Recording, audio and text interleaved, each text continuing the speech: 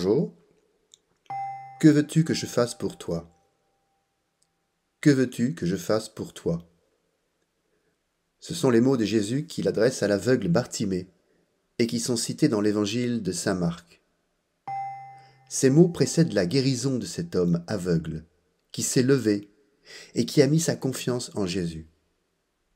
Ces mots précèdent le miracle accompli. Ils sont comme une réponse du Christ à cet homme qui l'appelle. Ils sont également une porte ouverte dans la vie de Bartimée, puisque celle-ci va changer radicalement après sa rencontre avec Jésus. Ce récit nous dit quelque chose de notre relation à Dieu. Dieu nous attend toujours, qui que nous soyons.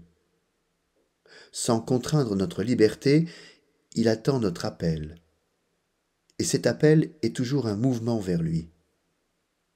Il y a un déplacement, un décentrement de la créature vers son Créateur. La question posée par Jésus à Bartimée, « Que veux-tu que je fasse pour toi ?» est posée personnellement à chacun d'entre nous.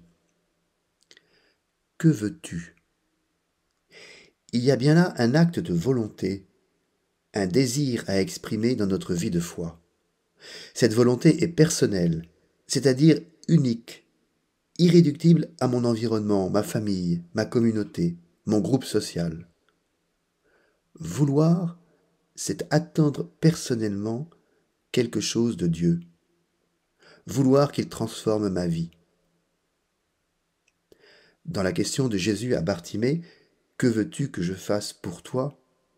il y a la révélation de l'agir de Dieu pour l'humanité. Faire pour quelqu'un, c'est l'aider à porter son fardeau, être à ses côtés, agir en faveur de la personne aidée. Dieu est le premier à faire advenir une relation d'aide. Il nous invite également à l'imiter vis-à-vis de nos frères les plus vulnérables.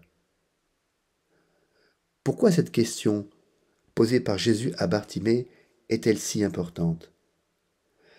Parce qu'elle ne va pas de soi.